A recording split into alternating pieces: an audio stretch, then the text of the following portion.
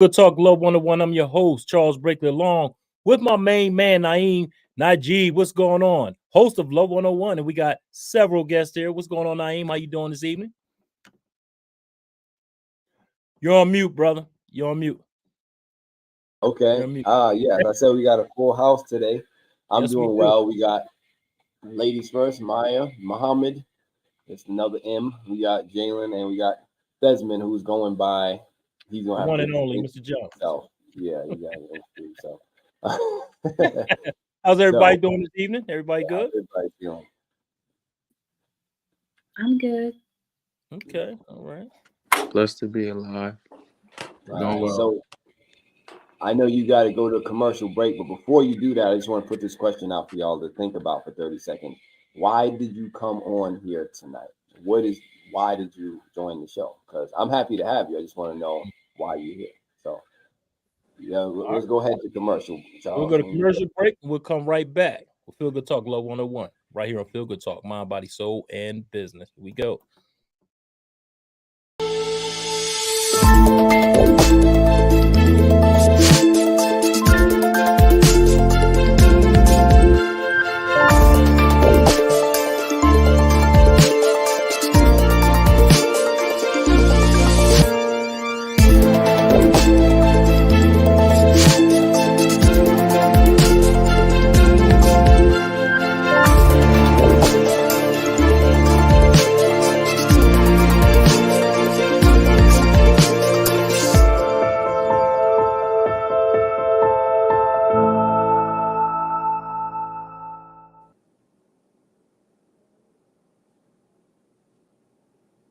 And that is the A game, great for vitality, energy, strength, and libido. And if you want your free sample, give me a call at 302-723-2836. Again, 302-723-2836 to get your free sample of the A game. This is men and women. So definitely check it out. Great product. And hit me up. All right. Well, thank you. So we're here. And so welcome everybody. And my question, we're going to start with ladies first. And it don't have to be anything long and drawn out. It could be simple as, you just wanted to be here because you was invited. But why are you here? How did you, hear about the show, and why are you here today? And yes, starting with you, Maya. Well, my name's Maya, and I'm here because my friends had texted me about it minutes before the show started. So I really was unaware of what I was walking into, but I'm really vibing and I like what's going on, and I'm excited for what I'm going to hear. Thank you. See, that's honesty. Like, you got it minutes before. I usually send out the thing minutes before just to see who really want to join. But Charles actually sent me the link a couple hours before, so appreciate that, Charles. Yeah, so now to the next M, Muhammad, my brother. Hello, everybody. It's been a minute since I been back here on Feel Good Talk, but I was really just talking to Naeem about a couple minutes ago. Mm-hmm. He was like, I'm about to start the radio call, and I was like, I decided to join, so that's all. Awesome. Yeah. And I was like, I always see the text messages, but it's like I just now just a more opportune time for me. Wow. You could say you miss me. It's okay to tell people that. And I miss you, Naeem. I miss my brothers. Yeah, there we go. A lot of love from my brothers, man. Always. Yeah. I appreciate you being here. And Jalen? I try to be consistent, and I missed the last two calls, so I definitely had to make this one because I had the time to. Oh, appreciate your time. And Desmond, aka the one and only Mr. Jones. I'm here because I appreciate structured direction of that conversation, and I love my brothers, and I want to experience that with my brothers and my sister. Yeah. Thank you, and we do appreciate having you here to balance out the male energy a little bit here at Maya. So thank you for being here as well, and thank you for whoever invited you. And also, Desmond, I think your microphone might be the lowest, so you might want to talk a little louder. Can you hear me now? Yeah, we hear you Professor Jones. Thank you. All right. So, I'll be sure to use this amount of bass in my voice for the rest of the call. Thank you. you're welcome, sir. So, so y'all know the purpose. Let me just introduce the show briefly. The purpose of Feel Good Talk Love 101. Feel Good Talk is the umbrella podcast parent, where it's basically the root of many different podcast shows that we talk about different topics. From there's a show about real estate, a show about finances, Cassandra's Corner, there's Izzy Meditates, there's different things that we talk about. And this show, Love 101, is one of the branches of that Feel Good Talk tree, which focuses on healing toxic relationships and having healthy relationships. So we want to talk about critical thinking around how to better our relationships with ourselves first and with other people. It's not limited to romance or sexual relationships. And of course, those are all included. We have to acknowledge that when we say, hey, we're talking about relationships, normally your mind goes to romantic relationships. And we're just saying that we're talking about all relationships. Also, there's, for how we interact, there's no judgment. There's no wrong opinions or bad questions. It's simply us having a discourse and engaging each other and sharing insights. And we usually have a topic when we don't have this many people. When we have this many people or other guests, then we kind of open up the floor to what's going on in your mind, what you want to talk about in relationships. It could be you. It could be just something in your, a friend, some things that's going on in your life or in your head that you want to share. We also have people who comment and are listening in live who are going to share their questions and comments. So I'm going to open up the floor now to whoever has a topic or question that they want to talk about, so that it doesn't have to be me trying to force us into it. I kind of want to know what's on your mind right now. And then if you don't have anything on your mind, we can talk about something, but just the floor is open. So whoever wants to say what's on their mind. Yes, Professor Jones. Topic that's been on my mind this week a lot is just like the relinquishing control over other people's lives, or like any aspect of control you have over other people's lives. Like I've been experiencing that in some close relationships that I have like recently, but also observing that in other people's lives that are close to me in terms of them being in very frustrating circumstances. Specifically, I won't say any, but like one of my friends has like reached out to me this week telling me about how he essentially his mom was the victim of a physical domestic abuse case, instance, whatever you want to call it, and how much he felt like how strongly he felt because that happened twice to his mom from the same guy, and just feeling like, damn, like not feeling like emotionally like in a really vulnerable place, and really like I could only imagine how much that would affect somebody, But again, at the end of the day, I know that the healthy thing is to still let go and realize that this is like someone that is a grown woman that is making their own life decisions, and that you don't have control over that, and that you're not guilty for allowing that to happen, because it's not your responsibility at the end of the day. And it's very common. It's a very common part of the human condition to be in abusive relationships. That's why, if we can put the website up, Charles, healingtoxicrelationships.com, easiest, simplest, most pristine website domain, I must say. healingtoxicrelationships.com. You can find a whole lot of resources on that, particularly the book or manual called Healing Toxic Relationships, a guide to healing toxic relationships. So that's I would recommend that book to everybody. It's a great resource, and it talks about the different types of abuse, like the direct and stuff, like violence. Physical violence is a very clear, outstanding form of abuse. And there's also subtle violence. It's just like, okay, well, you may give someone control, or you say you handle the finances, but then you start noticing they're limiting your access or your control to certain finances, or they're ordering, like your Amazon account is open on the computer and they just order stuff for themselves and it go, like stuff like that. All of that is abuse. So they're borrowing the car and not bringing it with a full tank. All of that is different forms of abuse. And we don't often talk about that because it's so common, but it is still abuse. It rubs you the wrong way. Even something as simple as you only hear from somebody when they want something. Like, oh yeah, hey, it's been a long time. Yeah, you in town? Because I need to stay tonight.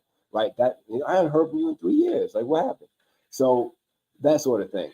But thank you for sharing that. You started with saying relinquishing control over people's lives and dealing with frustrating circumstances. I also want to just bring up that the book about codependency. Oh, look who's here. The African priest. He's made it.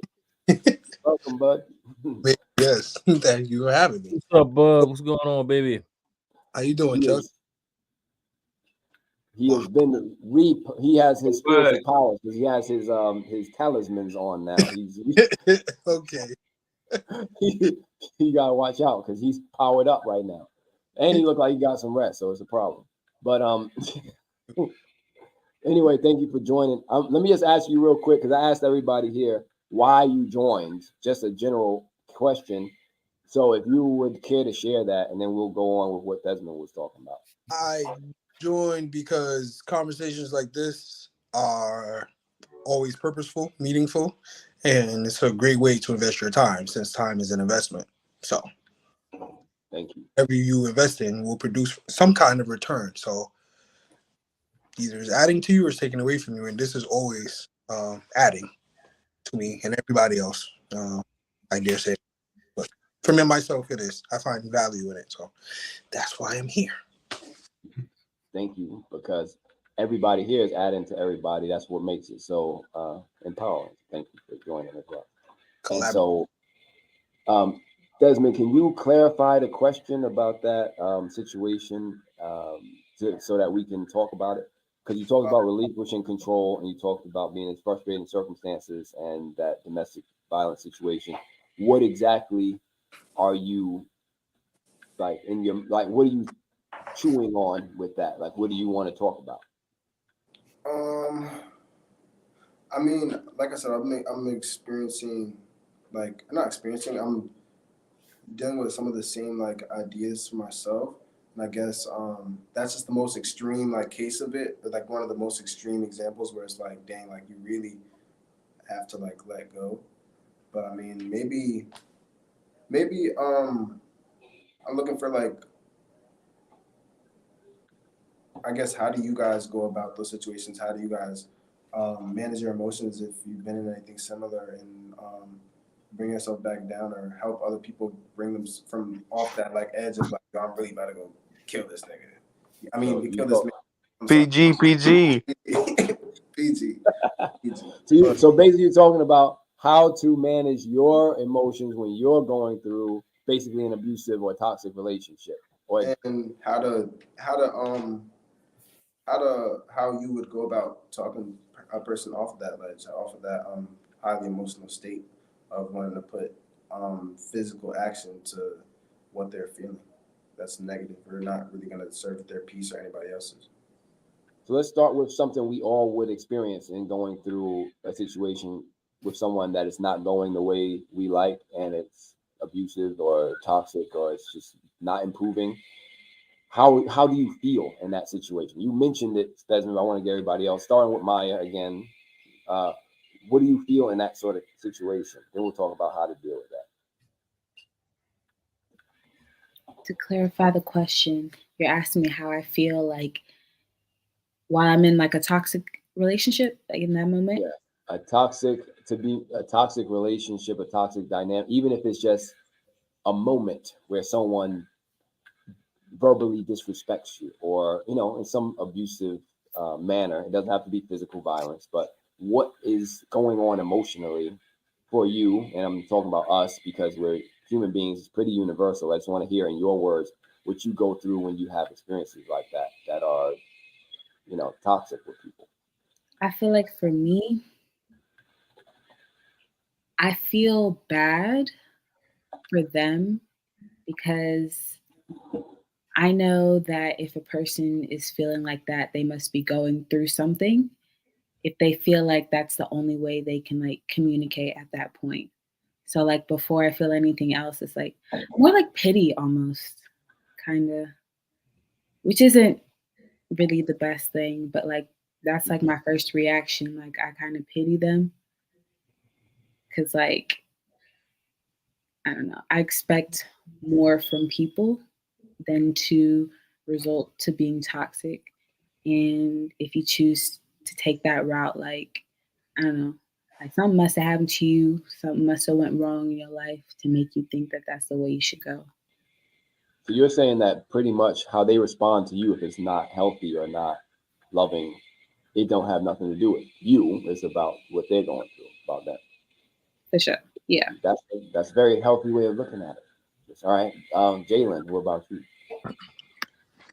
More or less the same. I don't know about pity per se, but like I do have that understanding of like that's personal. That's really you, and that's all you, or the things you've been through, and that's how you're choosing to project it. Because I guess you don't know how to deal with it within yourself and process it, so it's kind of just floating around. And when things are floating around, they come out. But yeah, it's something that person has to work on for real, for real. Thank you, Muhammad. For me,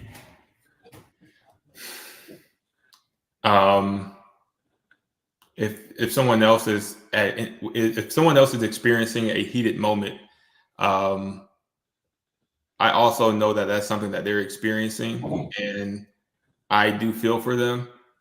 And one thing that I try to do is ask questions. But I know that wasn't your question. As far you was more so asking how do I feel about that person, and so I mean I just kind of I empathize for that person, to be honest, but that always lead me to want to try to find a solution, and I know that's not always my space though, and because sometimes I can injure myself by trying to think about finding a solution, but that's usually how I'm wired, though, is to think about, all right, why are you feeling this way? What's the problem? How do we solve it? And how do I ask questions to kind of figure out, get to the root of it? But to be more specific, yeah, I just empathize with a person that's going through that situation. Okay, thank you. And Bud.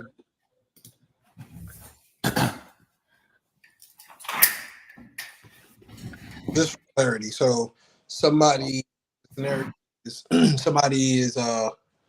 upset, and you're witnessing that, or you're experiencing you're on the other end of that. Like they're upset. They're upset. Yeah, I'm not saying you caused it, but I'm saying they're upset and they're lashing out at you somehow. And Desmond used the example of violence, but we're not trying to go all the way there. We're just saying something, everyone's experienced, whether it's verbally, whether it's, someone slamming doors, clothes shutting down, walking away, just being angry, being in their feelings, right? And what is your response to that? And then we're gonna get to how to deal with that. Well, for me, I would try to obviously communicate. I would try to communicate to them to see if they need support, if they want support, if they want another way of looking at it. That's all you can do. And if they don't, and if they're, I don't know, let's say their behavior is like erratic or just I don't know, it's destructive, I guess you could say. Then I'll just remove myself from the situation until later. So, okay. I know this for sure, that when somebody's upset, that's when they feel justified the most in whatever they're going to say, do, or think. And so I know I can't change their thinking. Right? I know I can't. I could try, which is what I said. I will see. I'll ask them, because I'm not going to give up on them if they're a friend of mine or somebody that I'm just so happy to be around. But I'm not gonna overexert myself either, because I understand when somebody is upset, they think that they're right. And when somebody thinks that they're right, that means they are defensive about their position. So there's nothing you're gonna say that's gonna change that unless they want to change, right? Unless they're open to it. But what if I say it in the right words? The words are so well said that everybody who listens to these words are going to be like, those words were well said. Even with the well said words, you saying that they still can't be convinced? Brother, okay. No matter how eloquently you said what you said, people are going to hear what they want to hear and think what they want to think and see what they want to see. So don't. I would just say my ego is discouraged by that. So Yes. moving on. Charles, you got anything to weigh in on that? I mean, everybody made great points. You know what I mean? I love the empathy. I love the communication. You know, that's my big thing, communication. But at the end of the day, you got to separate yourself from that situation, especially if it's going to affect you in any way. So me personally, I would just remove myself from the situation. And hopefully, you know, we can get together another day, another hour, or whatever, and we can talk about it. And that's it. Real simple. So y'all are saying, so Bud and Chuck, y'all saying that y'all like essentially detach your feelings from the situation and exit. I mean, if necessary, or that's where you go to, because he was asking like, what do y'all feel like? Y'all feel like I got to do with me. I'm out here. No, it's just that, like I said, when somebody is, and when anybody's upset, their mind, they're closed. Mm-hmm. You can make an attempt, because some people do have emotional intelligence. In other words, that they can think greater than how they feel. Right? They know that they're upset, but you're not the cause of their upset. Understand? And so they'll be able to communicate. But some people don't have that. A lot of people don't have that. They don't know how to put their feelings aside and still be able to communicate. Right? So, and in that regard, it'll be in your best interest to leave, unless you just like, you know, you like that kind of stuff.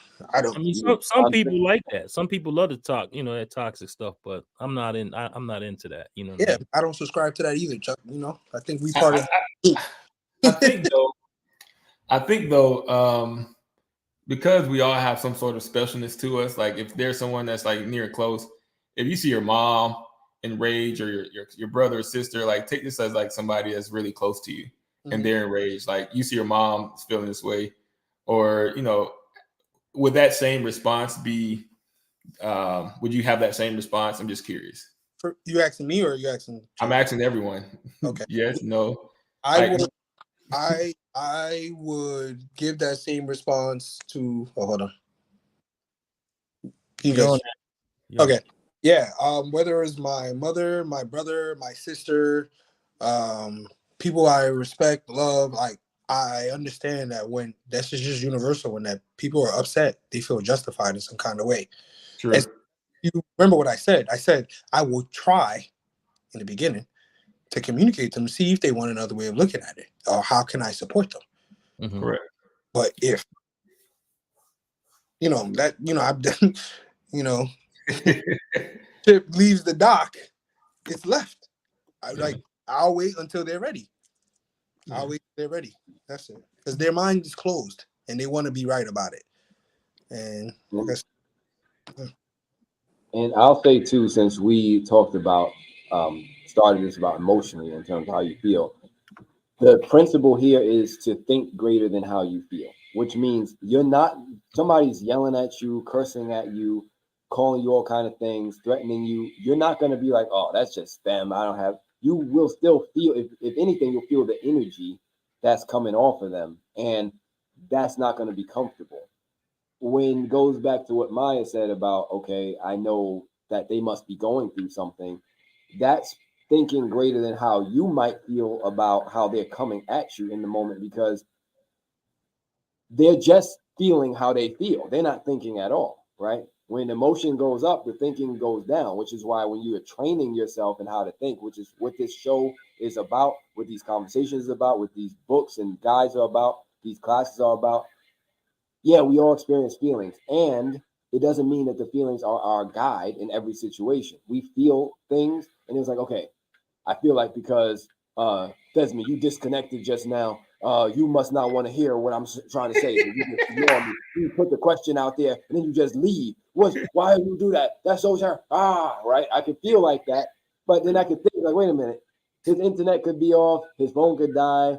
He could just be like, I'm done talking, and that's fine. Nobody said you had to say, all right, guys, I'm done. I'm leaving. You can do whatever you want. These are open forums. So how I feel about that is not going to affect the conduct that I have toward you and in this space at all. Afterwards, I'll call you. I'm like, why you disconnect in the middle of the show? Make me look bad. But right here, I'm not going to do that because it's a free space. But anyway, moving on, because everybody said a lot of things. Let's get into more specifics. Does anybody have any specific scenarios that they want to talk about? Or going back to Maya, since we started with you, anything you want to add at this point?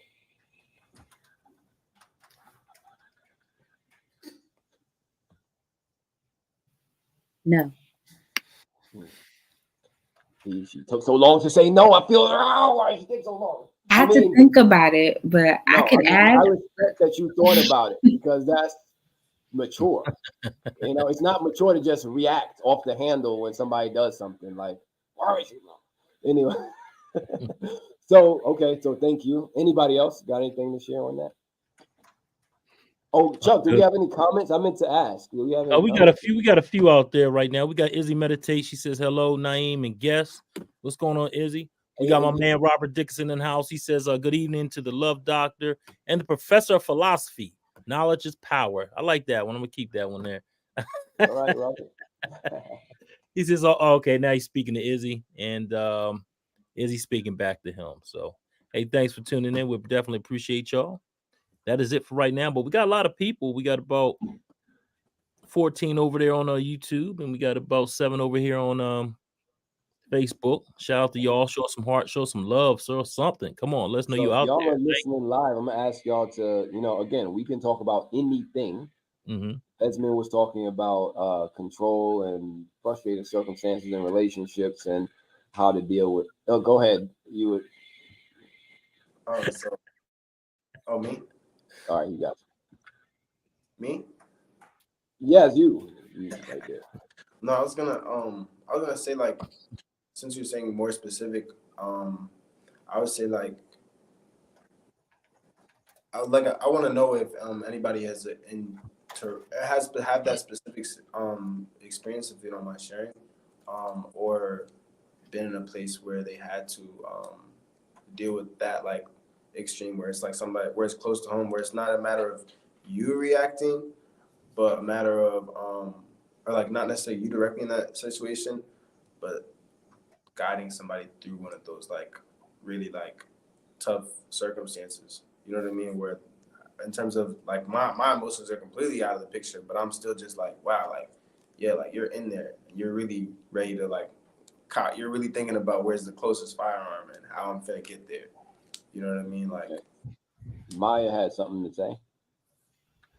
I'm not sure if this fully pertains to your comment, but like I'm kind of piggybacking off of that. Like, this is a question to everybody. How do you guys, let's say like you're like removed from the situation and you're like, let's say it's like your mom or your sister who's experiencing that situation. Do you feel like what do you feel you're supposed to do? Like sit there and watch it happen, or do you interfere?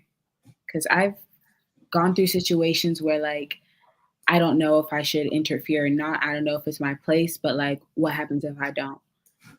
Yeah, that's really it's a situation where you do if you do, you damn if you do, damn if you don't. So let's say you get in that situation and you try to correct and try to help that person, but you get into a situation, but they're right back with that person.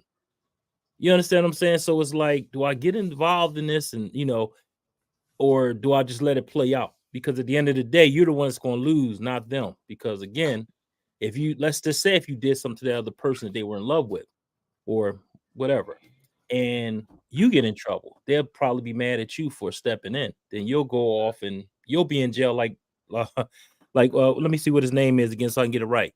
The one and only Mr. Jones was talking about. You can getting firearms and all that, and then you're in jail. But guess what? They're still together. So then what? I'll add to that, Maya. Well, first, Bud said that you can't control how somebody else thinks. You can try to ask them if they want to see something another way. There's no guarantee, and you have zero power in controlling how someone thinks, and actions come from thinking, right? But you can control how you think. So I would say in a situation where you have the ability to get involved or not, there's a good book that has a line that says continued concern is attack. So if you're thinking about it in a concerned way, like, oh, if I don't do this, then they're gonna suffer or whatever, you have to check yourself and in two things. Check yourself and know that you're not the savior of the world. And you have to trust that this is something they're going through. It's a lesson that they need to learn, and you are not necessarily the one that's going to save them, right? You have to trust that they will be okay, and that there's no problem that life will offer you that you don't have the strength to bear or to solve. And it doesn't mean you don't call on your resources and your network and your people. But if they're not specifically asking you for your help, your advice, your input, you got to check yourself and be like, okay, I am literally inserting myself now. I see that they're in a toxic situation or whatever, and it could get ugly. But they didn't call me, or maybe they did. And they may have called me and I don't want to get involved. That's another thing. But they may have not called you and you do want to get involved. The thing is, take the concern, the worry, the pressure off of yourself and trust that they will be okay either way. And that if it's serving you, your peace of mind to assist them with absolutely no expectation of appreciation and response, then do what you want. Do what you want to do. But don't think that you're the savior, because I just bottom line it with this. If any of us died today, no one in your life would miss a meal. Okay? They're going to be fine. Life will go on. It sounds harsh, but it's true. Nobody's going to miss a meal. They might lose a couple nights sleep, but nobody's going to just stop living because you're not here anymore. And we won't be here at some point. So while you're here, take care of yourself and do what you want to do and what you're willing to do that serves your peace of mind. And if your cup is overflowing, right, then give. But if not, know that people are going to be taken care of. Like, it's fine. It's the way it's set up here. You are taken care of, and so is everybody else. You know and you don't know. So that's my input on it. Mom? Yeah, and I've seen it in action too, Maya. Like, had a situation where a family member, she was getting beat by her significant other, and her brothers end up putting this guy in the hospital. And she was mad at them for doing that, and then they were right back together again. So, I've seen it firsthand. So, Well, I just think that something that I'm beginning to really think about and ponder upon a lot more is that just understanding that there's a greater reason for everything that's way beyond our control, way beyond our understanding, way beyond our perception. And sometimes even if we do try and get an understanding of the situation, we never understand the problem essentially, because there's so much more of understanding about that person and how that person react. As Maya mentioned, everybody has a history of how they were brought up, how they were raised, and that causes them to react from a certain situation. And everybody is going through their own obstacles in life, and everybody is going through certain challenges. And essentially, we all are here to kind of see that, all right, is this something that I got to learn from? I think that, like, I've been really implementing this in my life, is like, all right, or I'm starting to adopt this a lot more, is like, you know, what is there to learn from this situation? All right. And if there's nothing for me to learn from the situation, or, you know, what can I offer this person? And and also, as far as letting go, as Naeem is just saying, it's like, we have to understand everybody has to undergo their path. Like, there are people in way worse situations than what you're seeing now. It's like, you know, oh, this person can be mad, but, you know, there are people going through way worse situations and are able to get through it. And so I don't think that, you know, to really evaluate it, just like, you know what, this is part of their path, and what that person has to experience. And the best you can do is offer them is like, hey, you know what, this is something that you know, this should be teaching you something, and understanding that every moment of upset or disappointment should be, you know, when we calm down, or it should be a moment, something that we can learn from, or something that we can grow from. So I just think that maybe just offering that as an advice, or just kind of, yeah, just offering that as an advice. But if not, yeah, man, put your peace first. You got to put your peace of mind first. So, but as Naeem was saying, like, if your cup is full, go ahead. And welcome, Enoch. And Jalen, you had something to say, and then we'll come back. I was gonna say, I guess for me, it's more of like the other factors that are involved. Like, I would be more inclined to speak up or try to give my peace of mind on the situation if there's children involved. If those people have children, you know, and y'all got like domestic disputes going on, it's a little different if you just want to be with somebody who beating on you and you don't got no kids. Like, that's your business. But if there's children, then those children are being affected, and now I feel obligated to say something to you, because it's not just you that's affecting. Thanks for bringing that element into it. Before we move on, Enoch, do you want to say anything? Well, let me ask you the question I asked everybody. The question was, why did you join today? Why did you join the conversation? And then we'll open it. I joined the conversation because I knew it was Wednesday. It aligns perfectly with my schedule, and I've been in need of some stimulating conversation and advice, and just learning through everybody's questions. So, yeah, I like the direction that it's going in. And hello, everybody, and let's keep it going. Yeah, I'm happy you mentioned that, because that's actually very pertinent. Like he was saying, if it's affecting kids, and there was actually a dispute this past week where I have a nonprofit company, and there was a dispute between two individuals that I work with. And I'm like, hold on, we got operations, we got stuff to do, and y'all need to work together. It's like, hold on, we got stuff to do. Y'all can't be out here, you know, getting mad at each other, having these altercations in front of everybody. And so it was like, all right, something had to be said. And so, you know, I do think there are certain situations, because we understand that, all right, I don't know, it makes me think of like, there's the dynamic of like, all right, our soul and our peace of mind, and just, you know, detach from it. But if any of y'all got money on the line, and I know that stuff don't matter, but if you got a business on the line, it's like, we still are in the physical form or the physical flesh that we got to make sure, you know, address at certain times. So can't be playing with chicken. that's all. That's all it's addressed.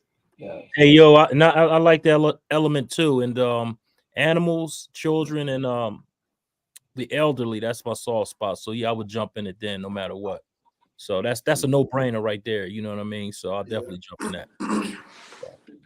Now, going back to, because this all hovers around the idea of a codependent relationship. Is anybody, I wanted to actually read a little bit from the book, Codependent Relationships, and to go back to identifying one of the main sources that keep people in codependent relationships, which is guilt. Desmond mentioned earlier about how to navigate these situations without feeling guilty and stuff yourself. So let's explore some of the ways that someone outside of you can try to impose guilt on you again, or suggest, they can't impose, suggest that you feel guilty. Now, this is the cover of the book, is Breaking Free of Codependency, Healing from Toxic Attachments and Rediscovering Your Identity. And we are looking in the book in this part, Guilt and Guilt Trips, page number 39. So let's go to 39. That's 9. That's not 39. And let's look at the clarity chart that speaks of guilt trips. So it's talking about the 10 kinds of guilt trips. And we have the tactic and we have the example. So if we can just get, I don't know how y'all, so I'll just call out 2 people. We'll read. So first we'll start with me and Charles. So me and Charles will read the first one. Charles, you read the tactic, I'll read the example, and then we'll just go to another one. And if anybody wants to stop at any time and say something, then feel free. So go ahead, Charles.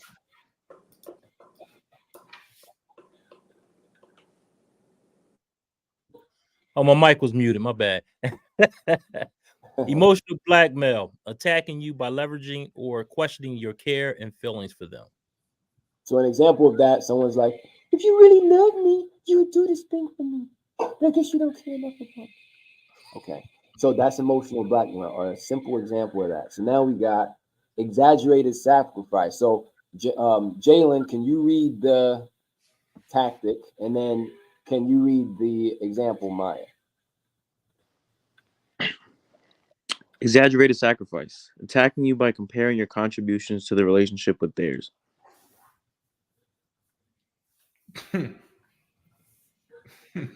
I've done so much for you, and now you can't even do this one little thing for me. Yeah, you got to give her a round of applause for that. That was great. I forgot to say, when you read them insane stuff, you got to change your voice. You don't want nobody to confuse your voice with that insanity. Thank you very much, Maya. Welcome She back. went deep on that one. I like that.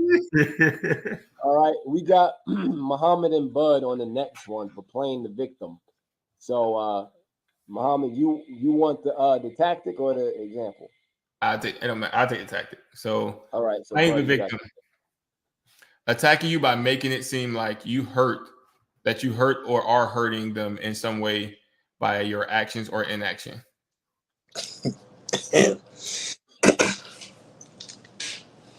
I guess I'll just suffer alone since you won't help me.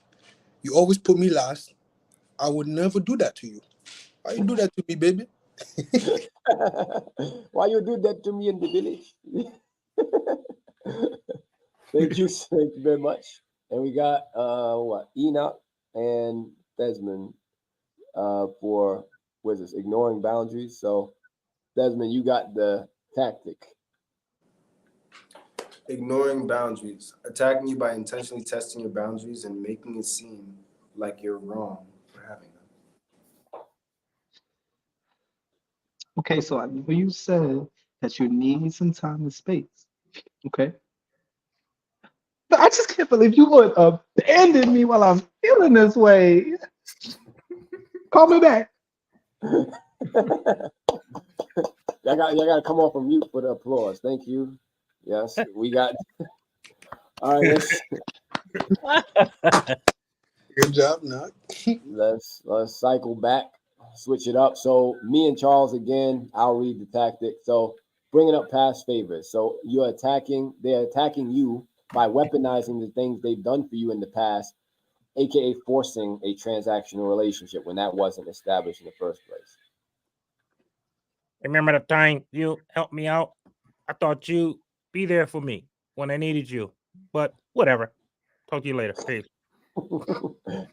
Thank you, Ernest. Thank you, Ernest. Hey, man, I can't do that, man. that was funny. Well, before we do the second half, is there anything like anybody want to say up to this point? Because this is all guilt, just different. We're just kind of articulating how it comes across. But anybody want to say anything before we move on? I'd like to say I'm grateful that I don't have nobody who ever tried to flip no interactions into a transactional relationship, because that's really wild, and I don't know how to respond in that situation. All right. Well, we go ahead, Mike. How are you supposed to respond if it's like a parent doing that to you, or like a boss? Well, a boss, I guess you could quit, but like you can't quit your parents, you know. Well, that's a good question. We're gonna get to that, and I'll ask you this: is there any question that anyone can ask you that you absolutely have to give them an answer to? Right now? I'm talking about any situation. Somebody's like, hey, what's your name? What's your social security number? How old are you? Why didn't you do this for me? Where you at? Like any question that you absolutely have to answer. No. So is there any statement that anyone can say to you that you would have to respond to? Legally, no. Okay.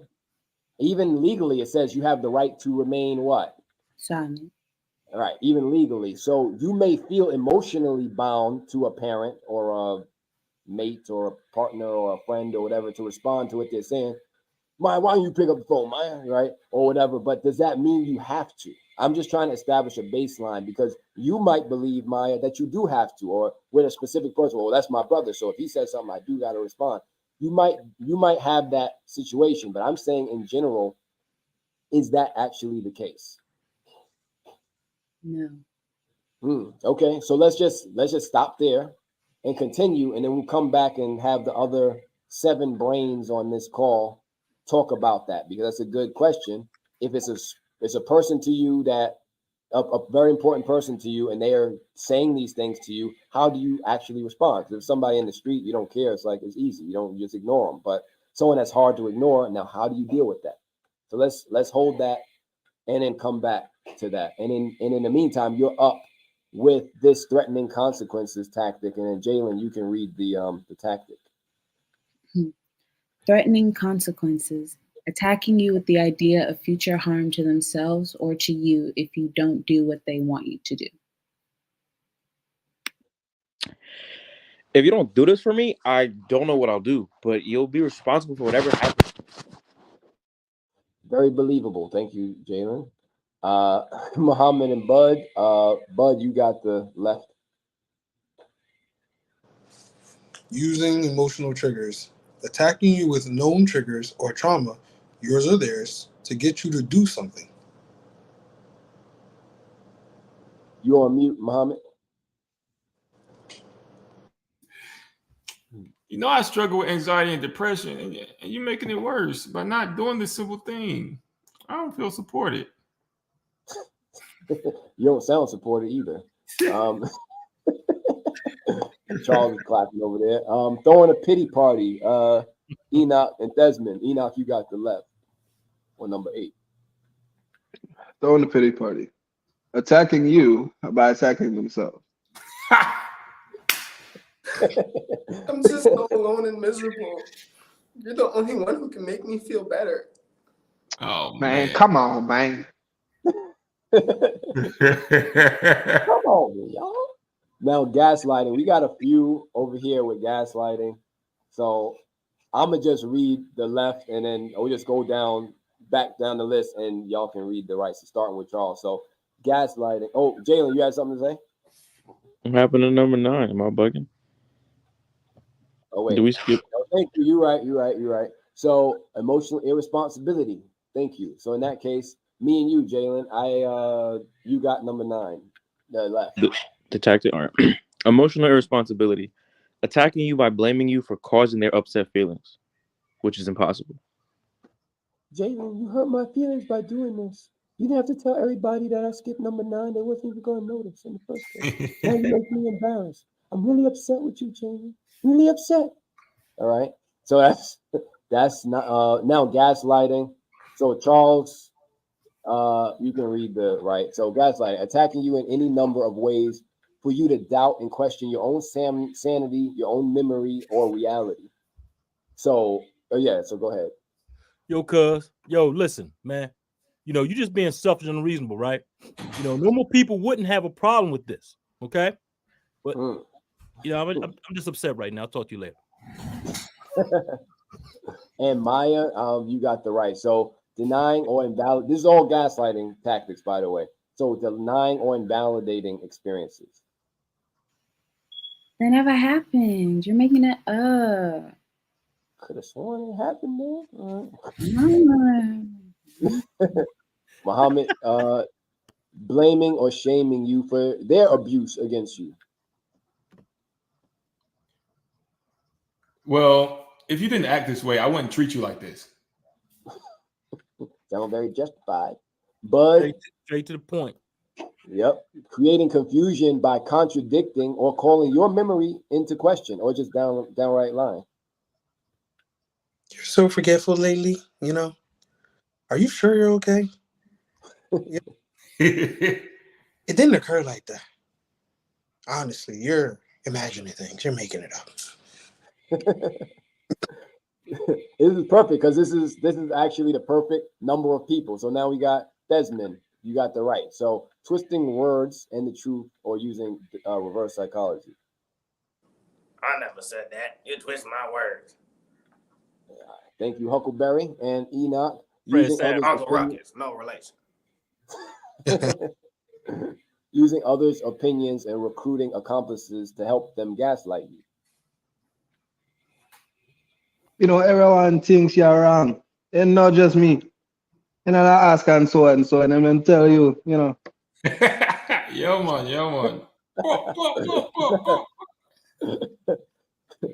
Thank you, Aubrey. All right. So we killed that one. Yaman. Appreciate it. We had like man. Yeah, what's 8 times 3? We had like 24 different people on here just now. That's great. Appreciate y'all. All right. So now we know everybody can act. Or are y'all acting really? Don't know. So let's go back to Maya's question. How do you deal with this? What's the solution, especially when it's somebody near and dear to you? All right. I have some stuff here that I wrote, but I want to hear from the people on the call. So you can you take the screen down, Charles? So let's start with Muhammad. You right there. Well, how do you deal with the situation, or how do you respond to these situations? Oh man, every situation is different, but the only answer that I could think about is like, just stop talking and like sometimes it's just like not even to disengage.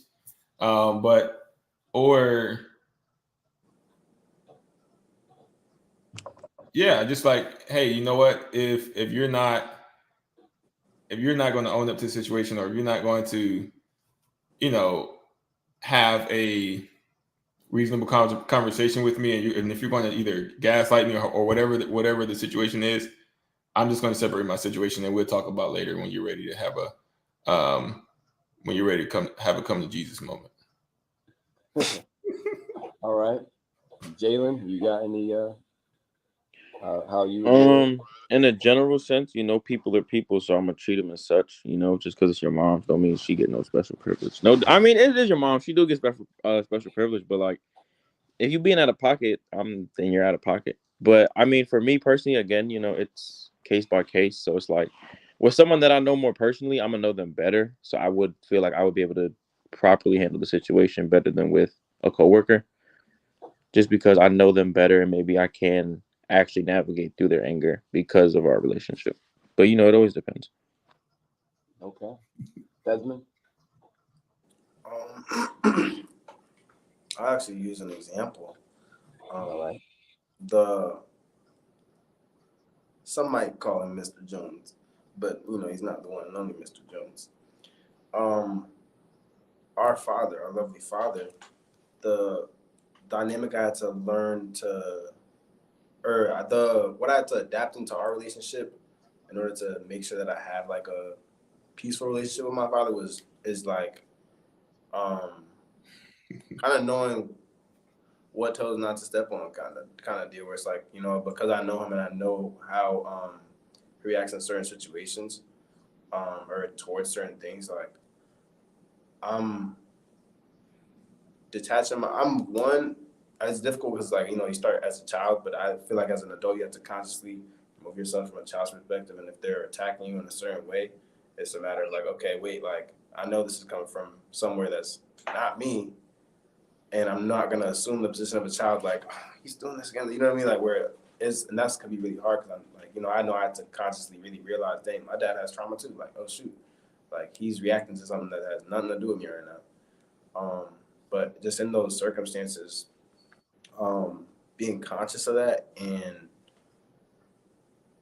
just praying for his healing and his growth, that like he has whatever he has to go to for him to be real like cognizant of when he's like getting defensive and when he's getting like emotionally charged, like overly emotionally charged. I mean, I feel like most people on this call have been in my father's presence. Y'all know what I'm talking about.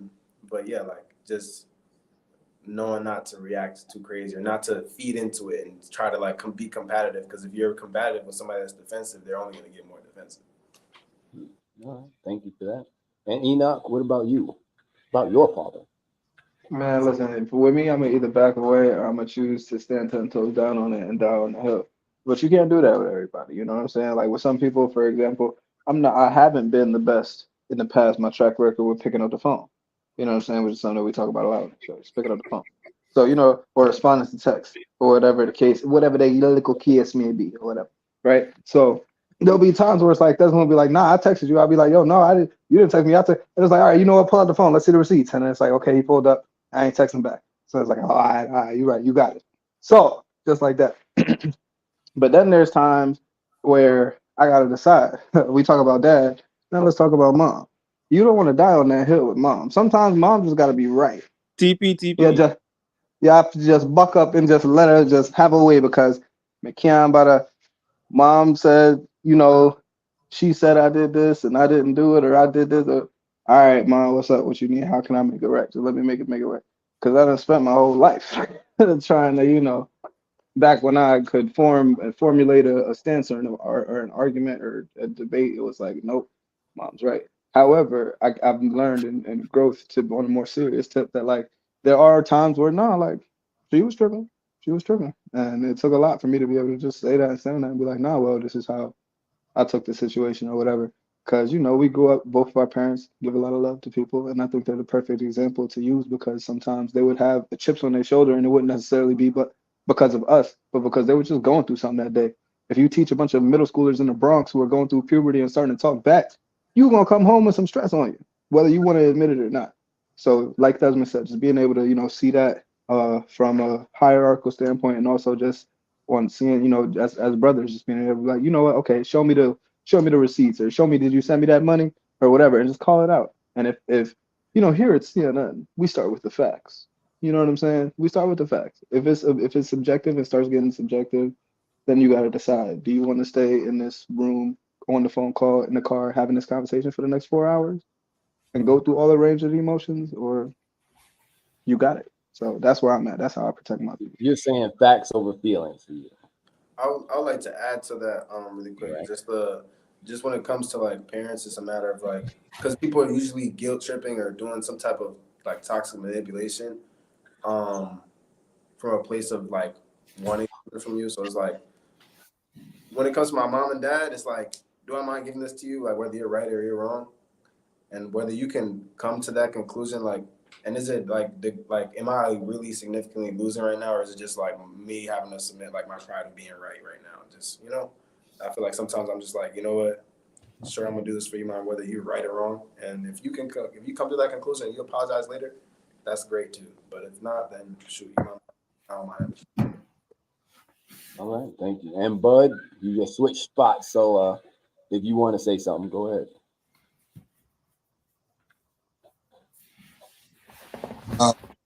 For myself, personally speaking, I don't receive guilt from anybody, because I try as much as possible not to give it to myself.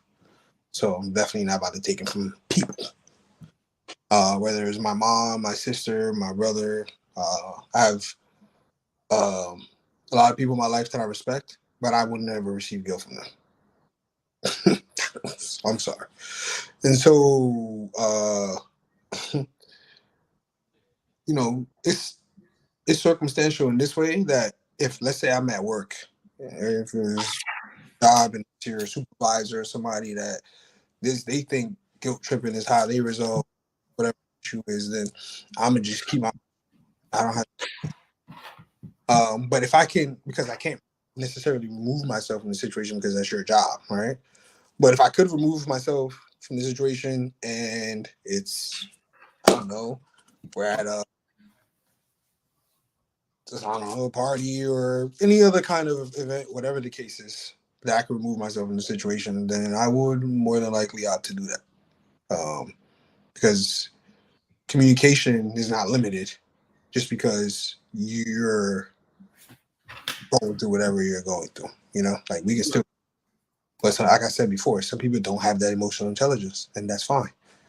You know, so that's it. So you mean to tell me that one time you left me hanging?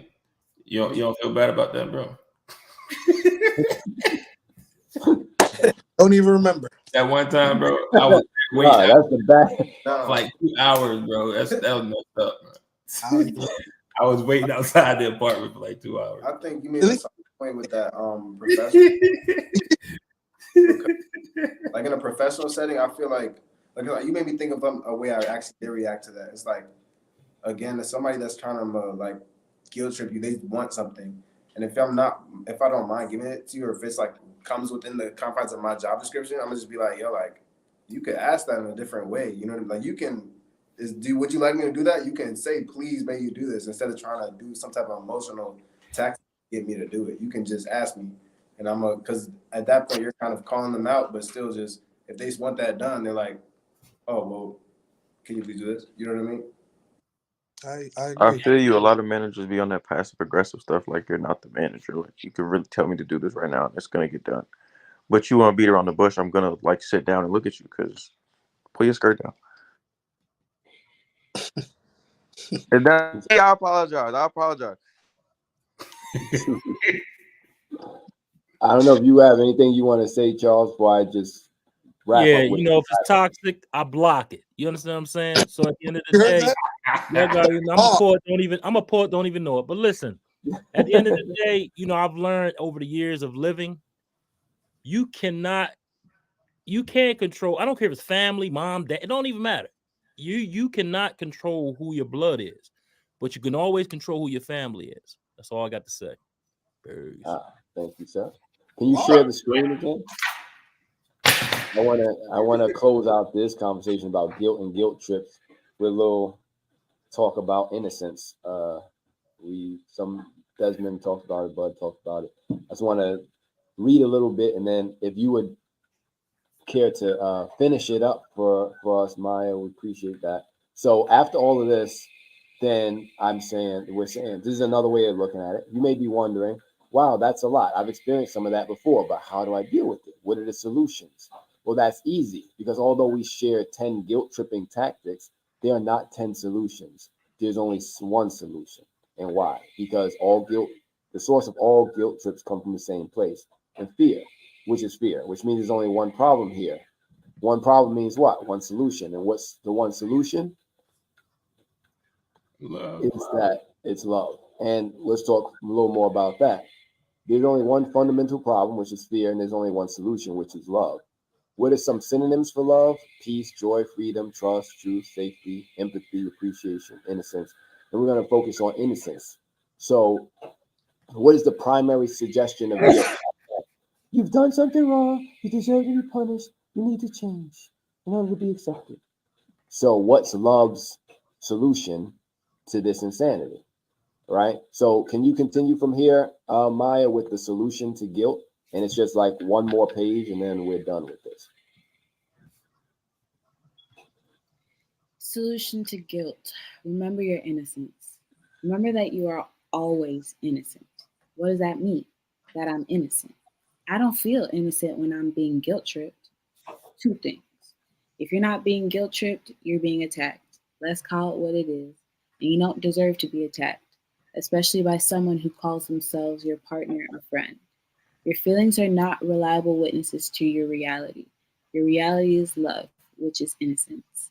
Feelings change. Love doesn't change. You are always innocent. And one pause for one moment. So back to feelings, like Enoch said, right? Facts over feelings. And the facts and truth is that you are innocent. The feelings may not suggest that, but it doesn't mean that that's true. What's true is you are innocent. So please continue, Maya. We're almost there. Universal principle. Feelings change. Love does not change. Therefore, your feelings are not helpful guides and should not be followed. Feelings should not be allowed to flow. Should be allowed to flow. My bad. Now comes the question you've been thinking of. What do I do when someone guilt trips me? Do I keep going? Simple. How to deal with guilt trips. Do not allow anyone to guilt trip you under any circumstances at any time ever. Remember, guilt is an attack. No one who loves you or cares about you would attack you in any way. When someone starts guilt tripping you, do not accept it. It doesn't matter who they are or what your relationship is to them. How do I not accept a guilt trip? One more time on this one. It doesn't matter what? It doesn't matter who they are or what your relationship is to them. Yes. So how do you do it? Just stop it. If it's happening on the phone, hang up. If you're in person, leave. If it's in texting or writing, do not read it and do not respond to it. Tell them directly, don't guilt trip me. If you keep doing it, I will not continue this conversation. You have to protect your peace of mind. Make no exceptions for anyone to attack you under any circumstances ever. Now you know how to recognize and handle guilt and guilt trips. That lesson concludes the first part of this guide. So what's next? Good question. You want to know what's next? Go to the website and get the guide. But that's a big part of codependent relationships is guilt and guilt trips. So thank you for reading that, Maya, and thank you for that question. Good question. So that's right. Close toxic, block it. That's it. That's the quotable. Toxic, block it. It's not Wakanda Forever either. Yeah. So. So would you say? Yes, I'm happy to, man. That print on the shirt. Feel good talk. If it's toxic, block it. You don't want no here. You don't live here. You Do we have any comments from the listening audience before we close out? Yeah, we got a few out there. Let's see. We got a lot out there actually. Let's see. Shoot, let me get here. Okay, we got Joy lives within. She says, good evening, everyone. Happy to see all these great minds gathered. Hey, thanks for tuning in. We appreciate it. And Izzy says, Bud, so nice to meet you at our event. Yes, indeed, Isabel. Thank you. Actually, she said, Bud. And Robert Dickinson says, what causes a person to be possessive? Good question.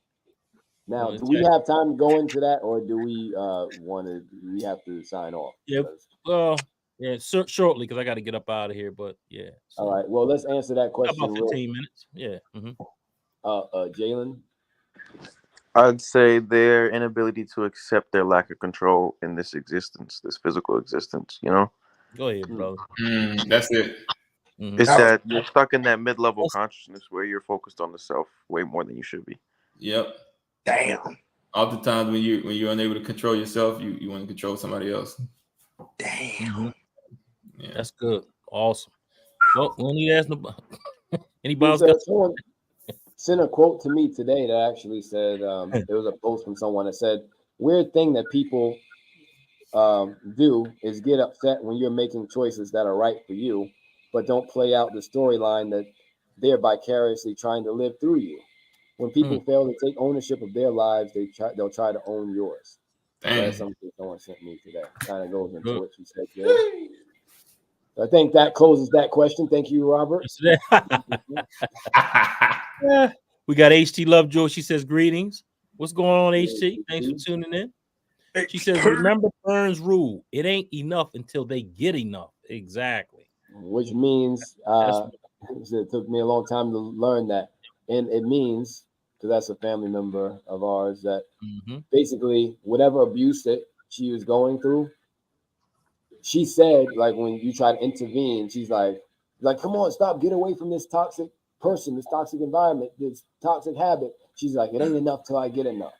And that is like a perfect, concise principle about everything, right? If somebody's tired of getting beat and they could stop, they will stop.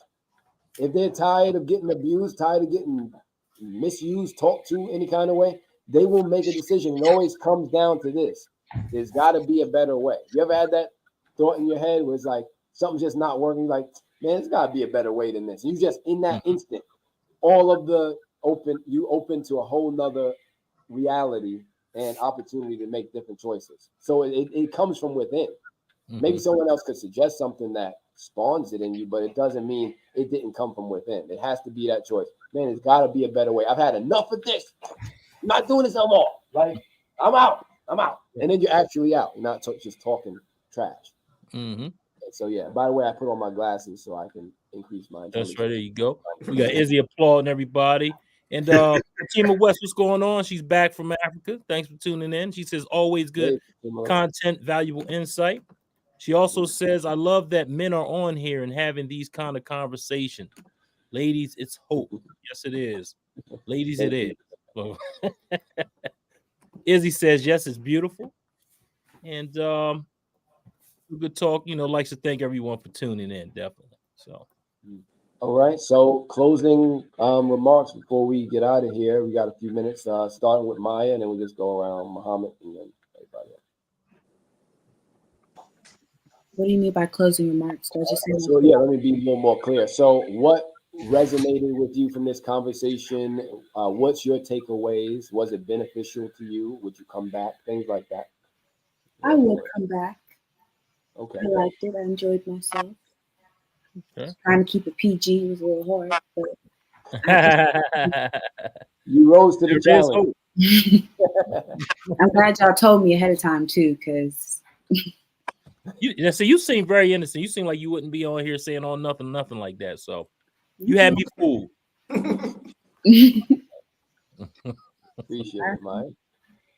And Muhammad, if you were done, Mike. Well, since it ain't enough today, since it ain't enough until they get enough, I ain't had enough. So I was see if you gonna stay on here for about 30 more minutes. I'm joking. Just for you. I need some more. Again. All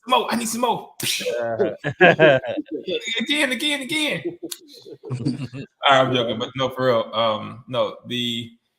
I took away. I think remembering your innocence. I got it. That's a great reminder for me. Just constantly remember your innocence. Yep. And another thing to take away is that the other person is also innocent. That doesn't mean that you deserve to be attacked, right? They can say or do whatever they want. Doesn't mean you have to stand for it. So, Desmond, aka the one and only. One and only Mr. Jones. Thank you. I knew you would pick it up from where I left it off. So yes. Thank you, Mr. Najee. Sir? I think the biggest takeaway for me was kind of that like under no circumstance that you should accept that. Like even in the case of the parents, I feel like I'm leaning more into like the second thing that I said, where it's like there always is a way to present it, even if it is your parents and don't know how or unsure how to like present or how to like start that part of the conversation or address like that kind of like disrespect coming from someone that is like kind of like superior to you by definition and for a certain like aspect of your life, or a certain portion of your life. So I think that is important to always like find a way to not necessarily always important, but it's important to address it in some way, shape, or form, or to make people or do what you can to make people cognizant of when they are guilt tripping, so that they can look inside themselves and be like, oh shoot, maybe I am just trying to ask you, like, can you do the dishes? And I could just frame that a different way. Dang, I didn't have to come at my son like this on the Saturday morning. That's a good because the children that I dealt with this whole week that were in school caused me ruckus. Now I'm lashing out my son and waking up at 5 a.m. I'm sorry, I'm getting real specific. No, it's really good because you can educate them at least to your boundaries now. Like, I don't want to be talked to like that. If you want to make a connection with me, it could be talking about examples. It could be something, and you said reframing. It could be like this: we don't talk in a while, and I say, "Man, why you don't pick up my phone calls? I reach out to you, you never call me back. You don't care about me, right?" You could just say, "It sounds like you miss me. Is that your way of saying you miss me? I prefer if you just, tell me you miss me," right? That can be, because that's a guilt trip. Why I call you all the time, you don't call me. That's a guilt trip. Or you could say, I miss you and I want to talk to you more. That's just an honest expression of how you feel. So there's ways you can even educate people on how to talk to you that, again, they can say whatever they want. But like, I'm not going to receive it if you tell me I'm wrong for using my phone the way I use it. Or like Enoch was talking about with the receipts and all this. Like, okay, yeah, I didn't know you text me and I didn't text you, but let's talk now. We're talking now, right? So moving on like that. And Enoch, if you were able to give some closing thoughts about what you got from the conversation right now, now we'll come back to you.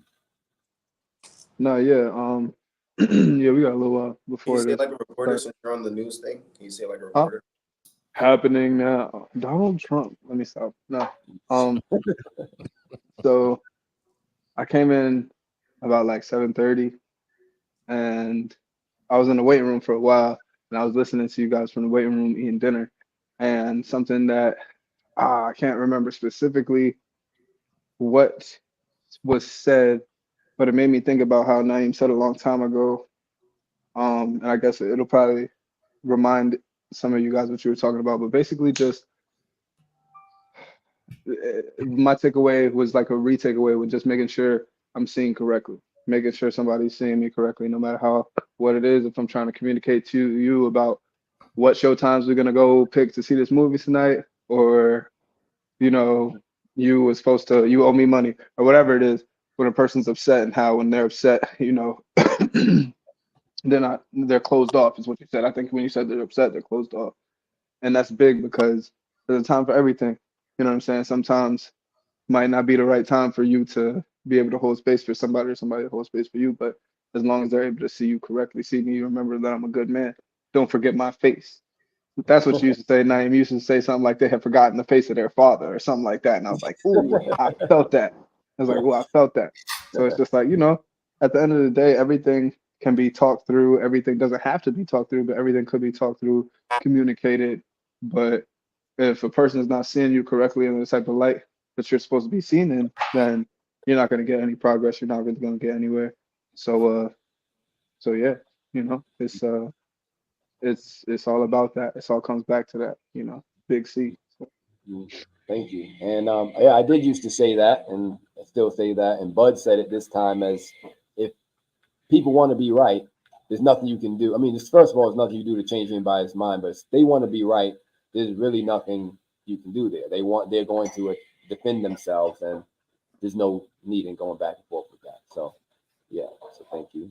And it's easy to that is the state of forgetting someone, period. The person in front of you is when you want to be right about something. You don't want peace. You want your way, and it doesn't matter.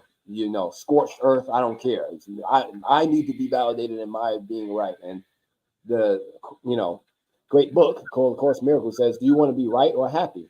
Right. And if you want to be happy, you would let go of being right, because sometimes it's better to be wrong, especially if you're wrong about some distrustful thought you have about someone you love or care about, right? Or supposed to love and care about. Right. So, Jalen? I'd say my closing statement, or not really a statement, but I guess empathy and boundaries are my takeaways. Because, things are coming from a place within someone, and the place those things came from somewhere, their experiences, the way they processed it, etc. And then with the boundaries, it's like, just because you're going through these things doesn't mean I need to deal with the lashing out or the toxic behaviors that are going to come from that. As much as I want to be there for you, I don't have to. Thank you. Very well said. And Bud?